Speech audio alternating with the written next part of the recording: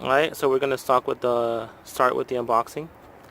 So I already cut it up, and we're gonna remove the flaps. And then here's our double din stereo, which are we gonna install in our 2001 Miata. This is the Sony XAV AX100, and it's a double din stereo. And what I like about this, it does not have a disc tray. So this is a strictly digital media receiver. And the funny thing is, it is a double din face with a single din back. And the reason it's designed that way is because it doesn't have a CD player in there. So you have your inputs in the back, you have your mic, your camera, and then it should come with the wiring harness to connect it to the car. Since I have an aftermarket stereo, this is just pretty much just be clipping the old one off and putting the new one on. So these are the wires here. You have your remote control.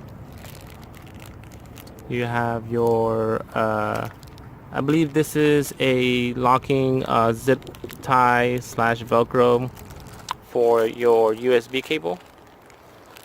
There we have the mic, which we have to see where we're going to put in the Miata. You have the wiring harness that goes from the single din to your wiring harness in the car, and then you have a USB cable. Cool thing about this, it has Apple CarPlay and Android Auto. So this is the Android Auto side, and the other side is going to show the Apple CarPlay. And that's pretty much what we needed, and we're going to go ahead and install it. Alright, we're inside the car. We have to remove these two side pins, one on the driver's side, one on the passenger side. We got to remove the shift knob, and we got to remove some screws in the center console. So for these little covers here, just get a flathead screwdriver, jam it in that little wedge, and you'll see it, and then just pop it off, and then it opens it for a Phillips screwdriver.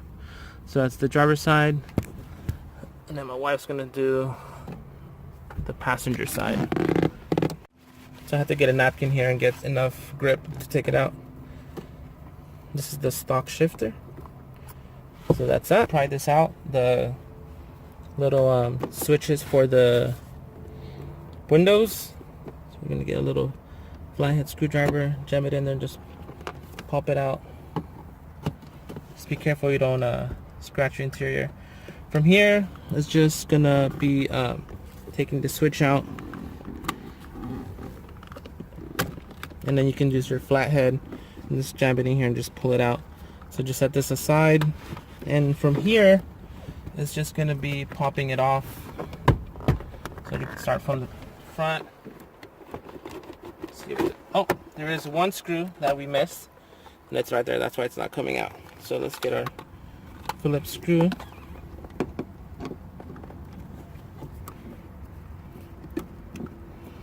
That's why I was moving it back and forth and it wouldn't move, so good thing I caught that.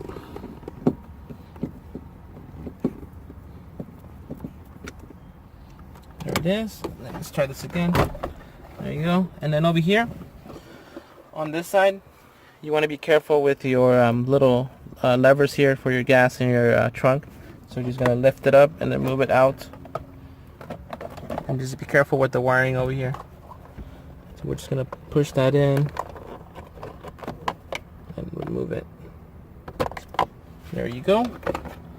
And here's the center console. We do plan on changing this, but it's just a plastic trim. We have an opening for our screws here, so we're going to remove those, and then this whole entire trim comes off, and then we'll start with removing the single din. If you guys want to be a little organized, you guys can set everything in here. I have napkins and pans and USBs. I put the screws and the switch in there, close it up, make sure you don't lose it, set it aside. And then we're going to continue on removing this here. Oops. So that's one screw. That's two screws. And I'm not sure if you noticed it, but that single din radio has been on, so we're going to switch it off. No need for that. And we're gonna remove this, which is my fast charger, and this should just come off. And to my knowledge, it seems like you're gonna break it, but you just need to give it enough force. Take it out. And next is removing these switches here. And I think with the flathead screwdriver should be fine. So let's see here. We have this guy, which is the passenger airbag. And we have this guy over here. Let's see if it's going to be a problem. So this you just pull out. And then this is your lighter. And then this gives you enough leverage to flip this around. And then you can put your little flathead in there and then just pull this. And then just be very careful you don't mess with the wires there. So what I'm going to do is I'm going to press it in with my Phillips and then pry it out with my flathead. So I already did this, but you just have to make sure you're pushing it hard enough, and you pull it. Just make sure you're pulling it all from the sides. You want to pull it from the wires. You do not want to pull it from the wires because if you mess with the wires there, then you have to deal with electrical issues. So just make sure you pry it on this little lever here, and you just pull it out on the plastic piece. All right. So from here, what I did, since I have an aftermarket single din, I just moved it from the sides and then pried it out on the right side. Then I did the same thing with the right side, and I just gonna pull it out. And since this already has the aftermarket wiring kit, it's just removing this here, cutting all these wires, and then putting them on my aftermarket double din. So we're gonna do that now.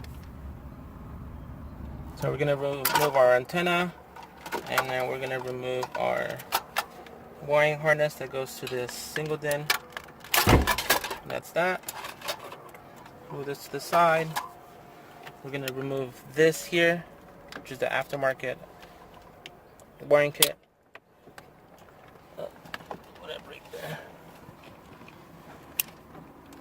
So it looks like I broke something, but I can still get it out. Just want to make sure you don't put enough force on here, but I broke mine, but it should be fine because this is the most important thing here. And like I said, we're just gonna cut this and then make sure we have enough wire to plug it into our double din. So we have our wiring kit from the double din. So this piece goes into the Sony double din, and then these wires go to this aftermarket wiring harness that goes into the car. So all we have to do is just, like I said, cut these cables here and match them with this. So I'm not sure if I should leave this alone. Just cut the cables here and then just color match them. I'm not going to solder them or anything or use these special wiring things, but so I'm just going to do just electrical tape and then just wiring them together. So should be pretty simple. Everything's color coordinated, so just match it with the color, and that should be it. And in case if I mess up, I use tape and I can just fix the wiring. But this should take a few minutes, so I'm not going to record that. It's pretty simple. Alright, so we managed to get all the cable management out of the way. So like I said, you can kind of still see these wire clips here. I kept those on, so in case I messed up, I had more cable room. But what I just did is I just used electrical tape. So I counted, and it's pretty much all color coordinated. So if you guys want to double check with the owner's manual, not the owner's manual, but the manual that came with your stereo, I'll tell you where to put the cables at. Besides that, we just need to connect it here. Goes right in the back, and then this wiring harness is the one that came with the Sony. And then we also managed to put this on. This is the double din kit that goes with the Miata, and this is, if you guys wanted to know, it's going to be the 997505 Metra, and that's the double din. It comes with the double din and a single din. So all we have to do is just put everything in. We do have the option of putting an extension or putting our own USB cable in here, which we're gonna put our own USB cable, and all we have to do is put the antenna. Next, we're gonna put the microphone, and I already fished it down, so it's running through where the radio's at, and it's coming down where our shift knob is at. So we're gonna put the microphone in this little red input, and then we ran the USB here. The stereo did come with Velcro, and then you can you're supposed to put like a figure 8. So I'm not sure 100% sure how we're gonna do it, but I'll do that later. I don't think it's gonna come out. It's pretty. Oh, it doesn't look that secure, but let's see if we can get this connected on here. So I think we cross it. I don't know how it goes, but we're gonna make it work.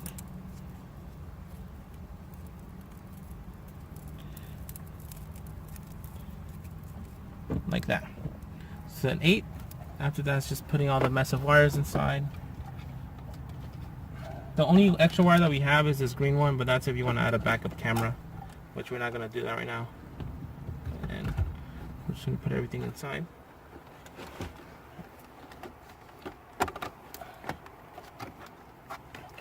That's how it looks. Sorry for the little smudges there, but we were touching it while we were trying to put this trim on. After that is just returning everything to normal. I did fish this USB charger. In this case, I think this is 6 feet long, so it's running through the bottom there, coming to the stereo, and then we're gonna put in the center console, and then we're gonna have our capability of having our Android Auto and Apple CarPlay. So in this case, we're Android users, so we're just gonna use our micro USB. In case we ever needed to change the cable, we will just need to remove everything and then put the new cable in there. But for now, we're going to put everything back and show you how it looks. Alright guys, so the green wire is actually to utilize the Android Auto. You can't use it if the car's not in park or in a certain position, so I just grounded it to that metal piece there. So I just twisted it. So I don't have to deal with it anymore, so I'll probably just tape it off so it doesn't fall. But after this, everything should be working good. Another thing I did is I just used electrical tape for my USB attachment to the radio. This thing doesn't work as much as I thought, so it's just going to be trash, and then just use electrical tape or use whatever you want. Alright, so everything is done now. We have the doubled in there, everything's put back. So like I said, I routed the cable here. So I just plug in your phone, babe. Uh-oh. So we gotta plug in her phone while she looks for that. We added the mic there. We can probably find a better spot for it, but for now, that's gonna do. And I hit all the cable, so it looks like everything's nice and clean. Now that she connected it, put it there. It's gonna look like that. So now it looks nice and clean. Let me turn this on.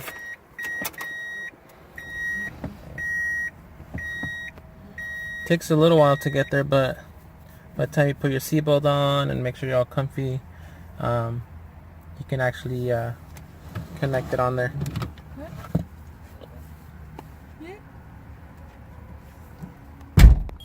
Press OK.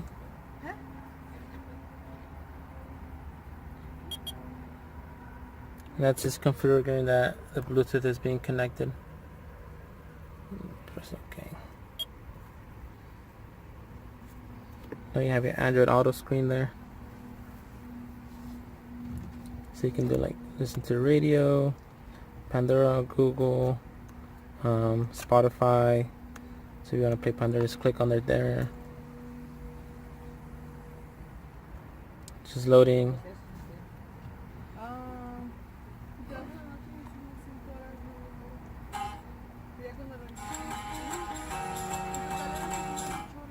Pause it there because I want to get copyrighted. That's your home screen.